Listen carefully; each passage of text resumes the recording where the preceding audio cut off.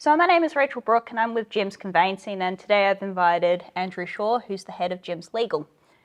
Thank you for being on today. I really appreciate it. Hi Rachel, thanks for having me. It's my pleasure. No worries at all.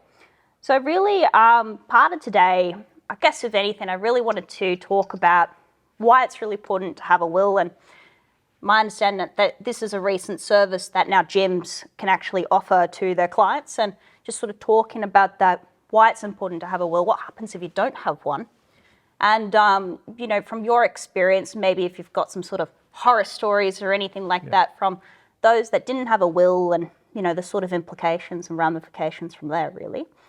Yeah. So that's right. So this is a new service.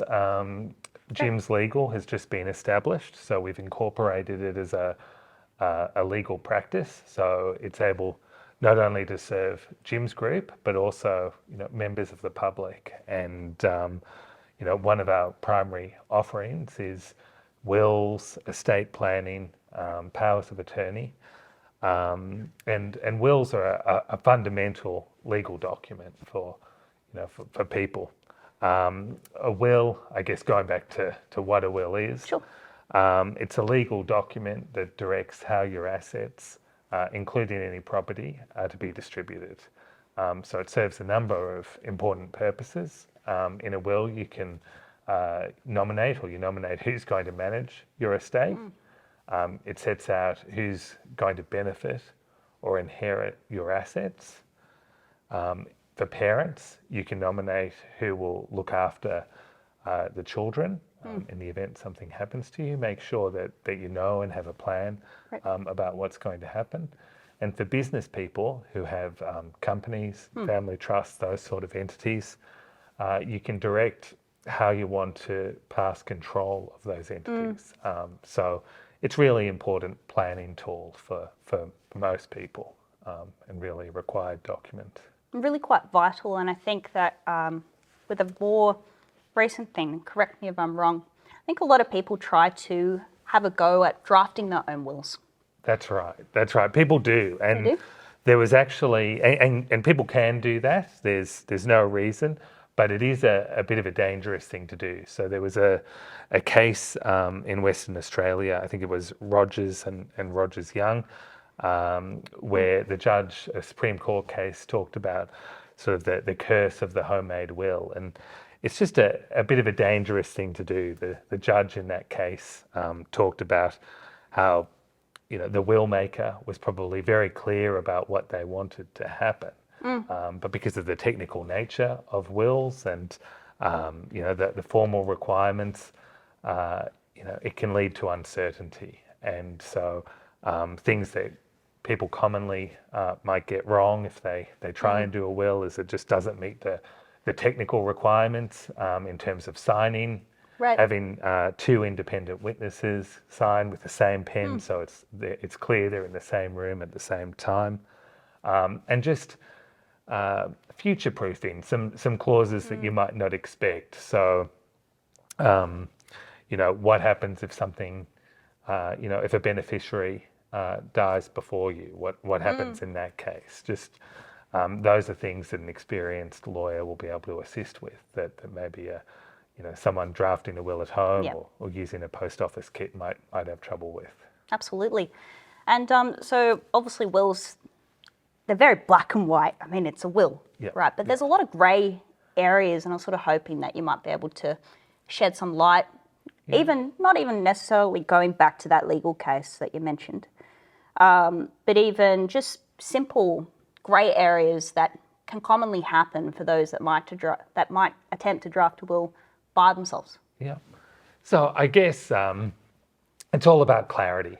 That's what we want when we draft a will, and it's also about I guess making sure that that person's needs are met and that they're achieving what they want to achieve. So when you make a will,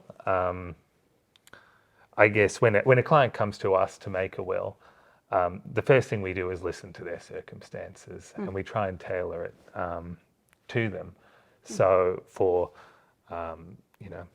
the quintessential couple with 2.3 kids, it's likely that their will is going to look fairly standard, and we'll be able to do it really efficiently. But if a client comes to us and for some reason they'd benefit from a different form of will, they might have a child with special needs, it might be a second marriage, there might be quite a wealthy family, and there'd be asset protection or tax planning concerns, and they might benefit from a testamentary trust.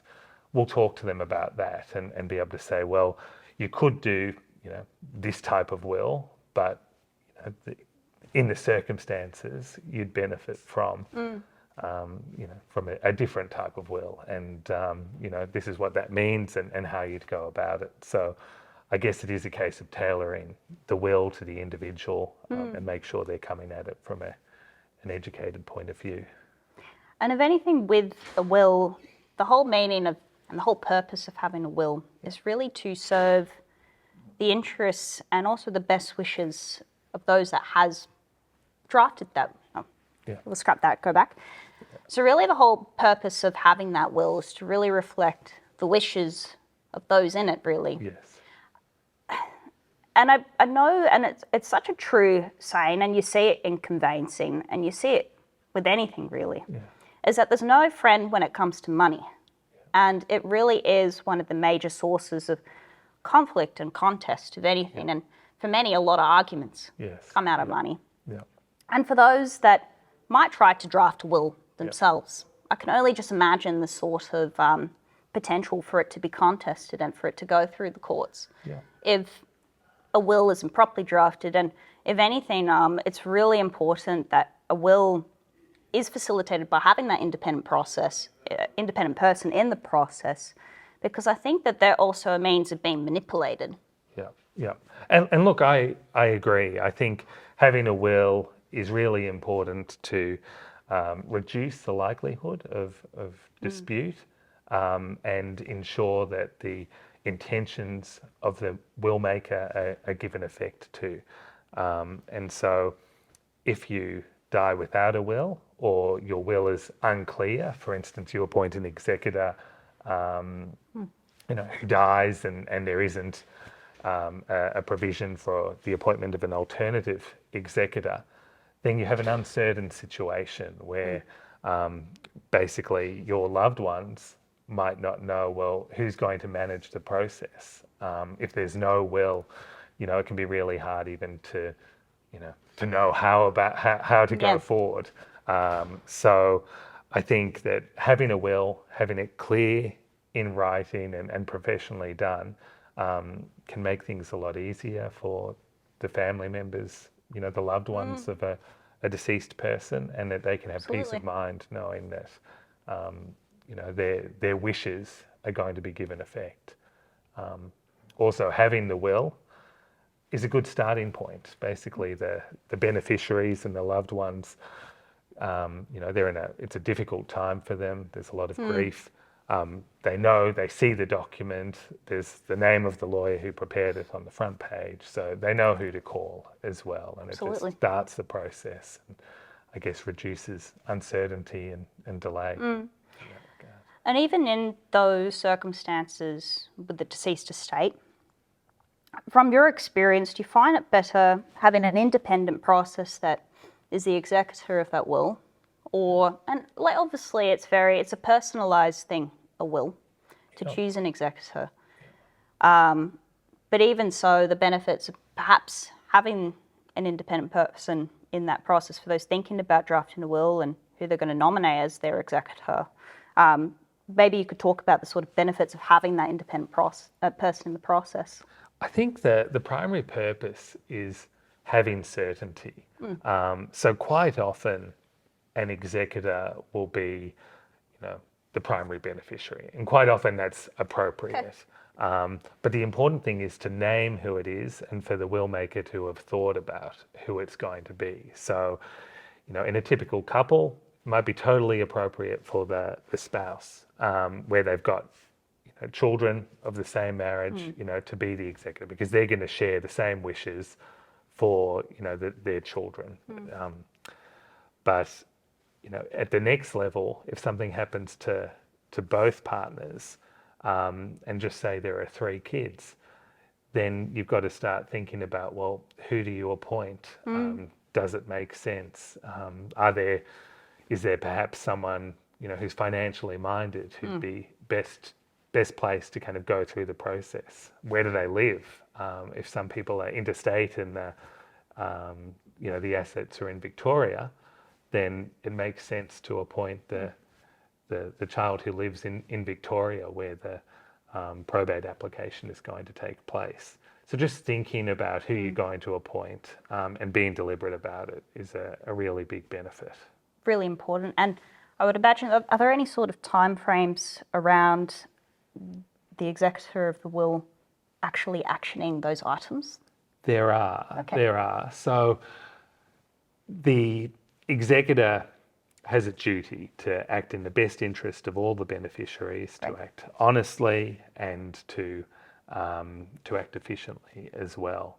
And so there is a time process associated with administering a will.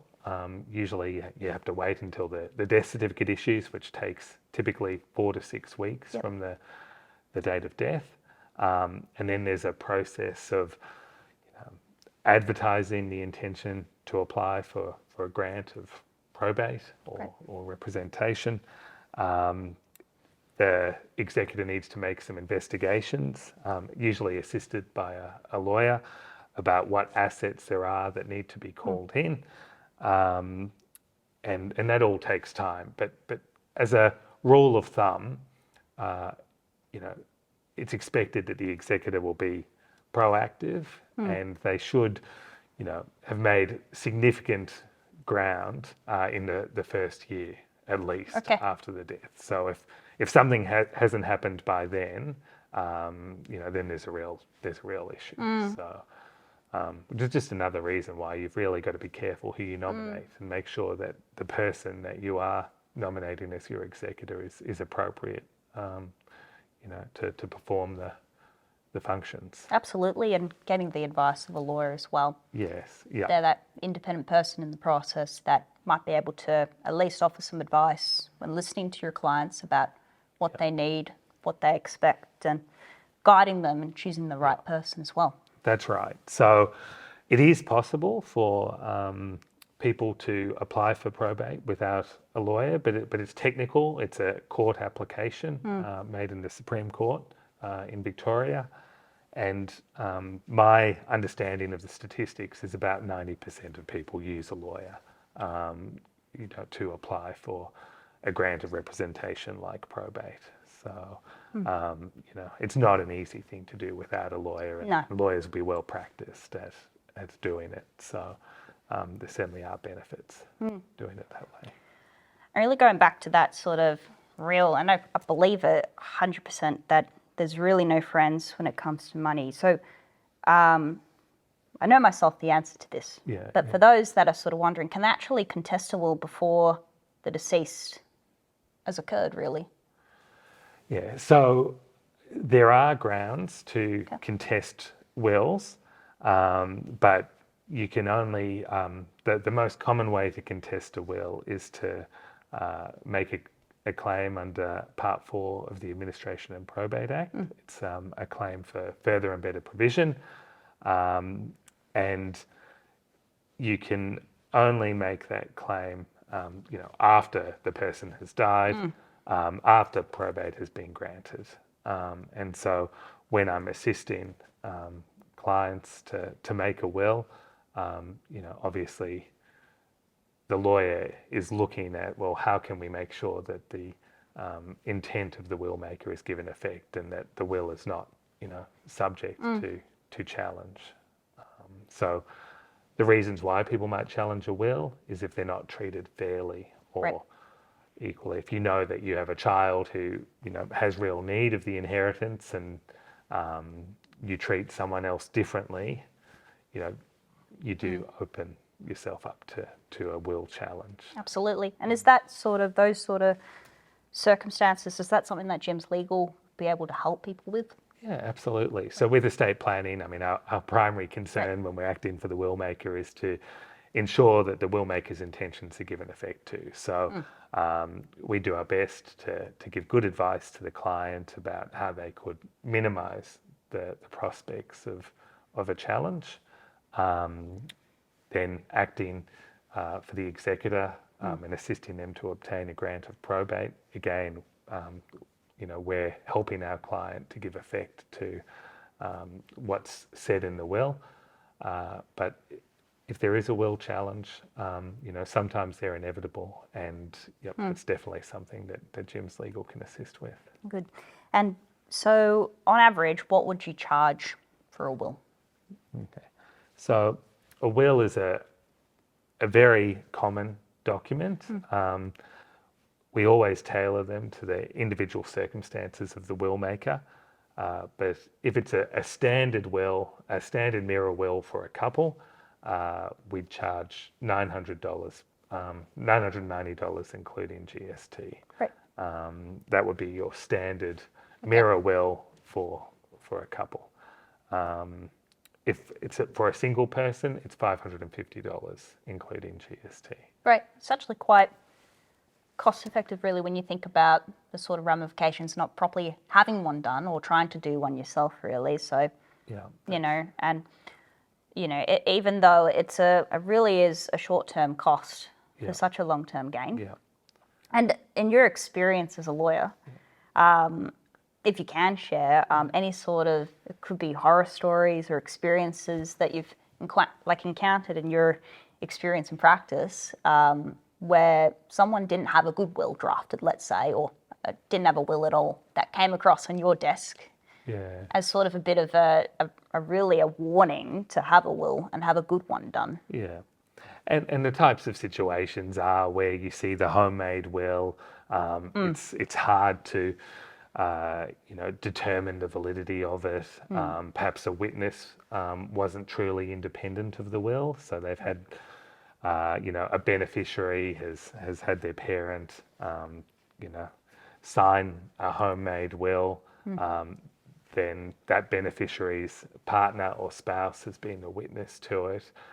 It really just creates opportunities for there to be fights amongst the loved ones of the will maker, and that's not what they would have wanted, and it increases the cost and stress on everyone. So having an independent professional process to make a will is very important.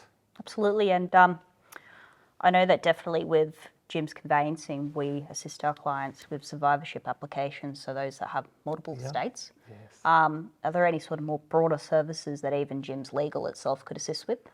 Yes. So I think one of the, key focuses of Jim's Legal is we're aware that 50% of people die without a will in Australia and Victoria.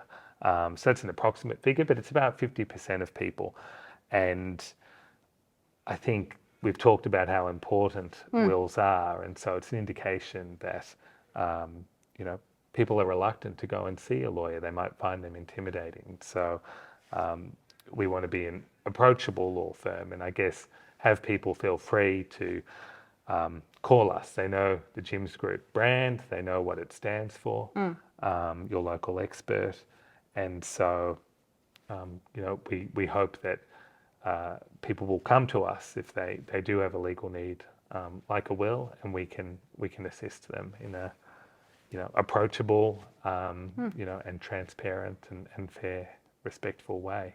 Absolutely. And if anything, when people inquire, and it's such a, it's a scary reality. Who enjoys thinking about drafting a will or actually actioning it? It really is such a mundane exercise, really. It is. It can be challenging to think about as well. And I think if 50% of Australians, or as an approximate figure, approximately, haven't had one done, and even myself, I didn't know that. And I found that quite shocking myself, really, because even just as an everyday person, there's nothing more nightmarish for those around you with dealing with the deceased estate that doesn't have a will. And really, I can just imagine that it would just create a firefight and a tornado of problems. If you don't have a plan, And that's really what it is. It's about making an estate plan. So I've also seen cases where young people die unexpectedly, and they might be in a relationship, and there's a lot of there might not be a lot of assets, but there's a lot of money in super insurance. And the question is, where does that money go? Where would that person, that young person who unexpectedly died have wanted the money to go as well? And having a plan, just so important. As people are older as well, another part of estate planning that's important is powers of attorney, and that's something else that Jim's Legal can assist with. So Absolutely. that's about a will deals with your assets and what's to happen after you die, while a power of attorney, has effect while you're alive. But commonly, as we age, we might need some assistance in terms of, banking, decision making, even medical decisions. And so you can put in place, powers of attorney for those purposes. And that's something that we assist our clients with as well. Yeah, and it's really important too. And even just going back, myself as a young person, I don't have a will. Why would I? I'm 25. Yes. But I run a couple franchises, really. Yeah, So yeah. it probably is something that I need to come to you about Yeah. myself, Yeah. because I wouldn't know what would happen with my conveyancing practice if I were to, on like a, Yeah. to be negative, if I was to pass away, where it would go. Yeah, and it Really. can sometimes be uncertain for young people as well, depending on, how serious any relationship they might be in, what their family circumstances are. Do they have siblings or parents? Where would they want their assets to go? And if you don't, specify that and have a plan, then really it will come down to legislation. Absolutely. And that's what I've seen in the past with these superannuation cases where, it's all about whether the relationship was, sufficient to have the money go there. And then there's a bit of a challenge. Was that where the young person would have wanted the money to go? And it's, it becomes a mess, like you say, and one that can be avoided. So. Absolutely. And even so, it can create those sort of uncomfortable situations where, as an example, a young person might live with their partner. Yes. And I know my understanding is that it's 6 months under the law if you live together that you're entitled technically to 50% of their assets. Yeah, it gets quite confusing. I mean, there are also circumstances where people live, a bit on off again, on and off again relationships, and they're the ones that really can be confusing. So, yeah, it is so important. And as part of our estate planning services, we'll always try and understand what the client's trying to achieve. Look at all the different forms of assets. So there might be assets that don't form part of the estate. The principal family home might be jointly owned, for example, and like you say, passed by survivorship. Superannuation typically doesn't form part of the estate unless you put it there. Really? Yeah. So this will all be considered as part of the will making process to ensure that all of the assets, including control of any companies or trusts, if like you're a business owner, that those are dealt with appropriately. Absolutely.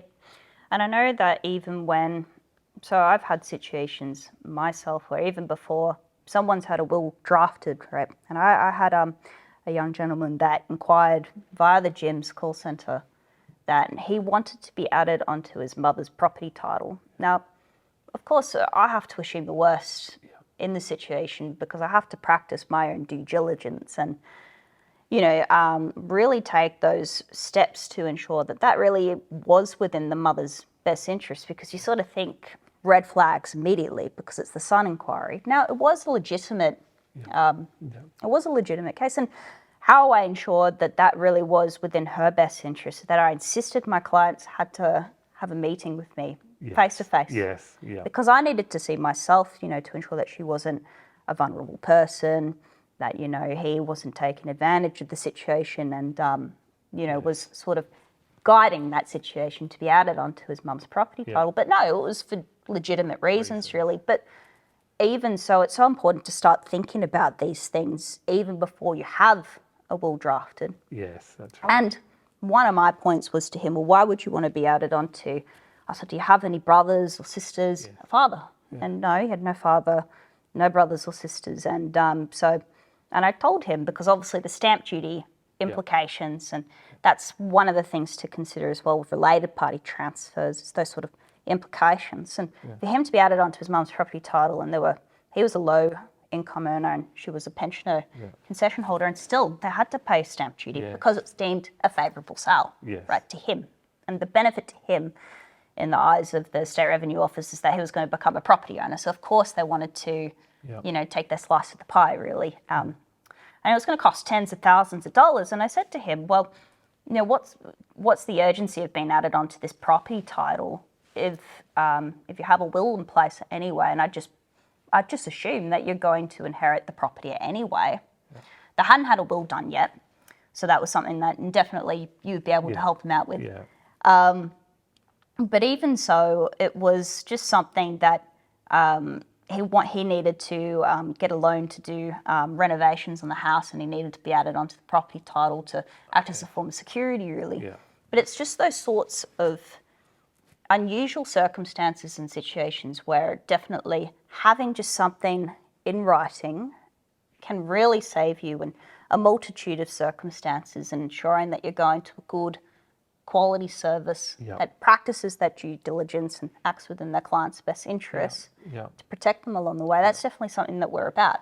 Yeah, and it sounds like you exactly took all the steps that are appropriate, and that's our professional responsibility to be very clear about who we're acting for, to speak with the client independently, and just make sure that they have full capacity, full understanding of what they're doing. And it sounds exactly. And even for a young person like that was definitely helping his mum more than anything.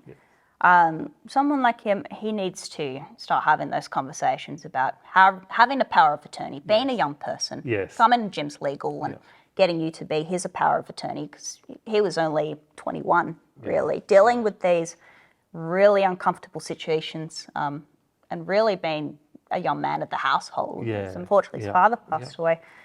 So definitely start thinking about having a will in place, whether you're 50, 60, 25. If you live by yourself and you're 20, you should. A circumstance that I've seen and come across quite often too is when people leave it too late to make a will or their estate planning documents. They'll come in and ask for a power of attorney, and it's because they need to. They need some help with the planning. But when you inquire and ask further, there might have been a diagnosis, and people have to have a level of capacity to make a will or make a power of attorney. And if you don't do it when you're able, if you leave it too late, then if it's a case where the person with diminished capacity is still alive, then you have to go to VCAT for an order, an administration order, which is a lot.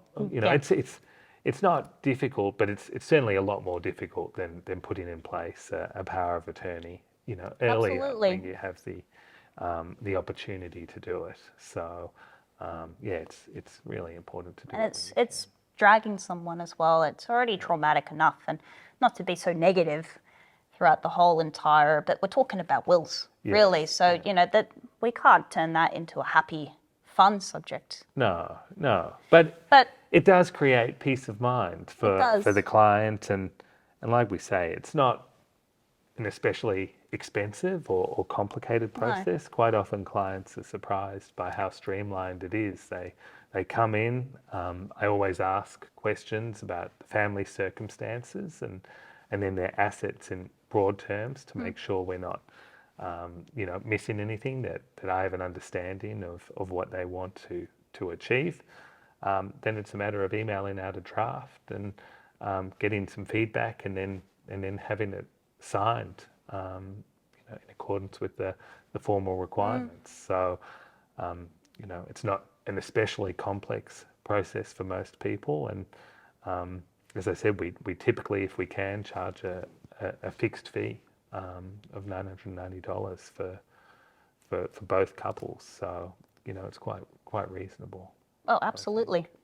Myself, even before knowing your pricing, I imagined it just being even slightly unaffordable, but really just knowing that for less than $1,000, I can save, my family from all the stress of having to, not only it's traumatic enough if I were to pass, but to, save them from the process of, potentially being dragged through the courts, being traumatized again by the process really, and, the investments of having a power of attorney that's a lawyer to, take on that stress instead, really. So it's definitely something valuable for people to think about, and for less than $1,000, it's something that you can't overstep and you can't cut corners on that. And definitely, they can simply call 131-546 to save themselves from that stress for less than $1,000. I think it's a pretty good investment, at least to me. Thanks, Rachel. So anyway, I've learned today that for less than $1,000, I can have a will drafted. Well, $550 for myself. Yes, for an individual. For an individual. For a standard will is $550. It seems like a pretty good investment to me. So definitely call 131-546 for a cost-effective, a great, reliable, professional service. You don't have to go to your Collins Street lawyer to have one drafted for you for thousands of dollars. Come to the Jim's Group. Come to Jim's Legal. It's a newer service too, but how many years of experience do you have in the legal industry that you have to offer? Since 2006. I've 2006. been working as a lawyer, so Well, that's what you're getting, over almost 20 years of experience for that sort of, for less than $1,000. It seems pretty good to me. So definitely call 131-546 and start thinking about these things. It's something that can save you from a lot of stress, a lot of time, and a lot of complexities, and also to take that stress away from your family and have that peace of mind to have one drafted and start thinking about these things. It's really important. But anyway, thanks so much for your time. I really appreciate you listening in. And I know myself, I learned so much from Andrew. And thank you. No, thank you for having me, Rachel. That's I really all right. Appreciate it. All good. Okay. All right. Thanks for that.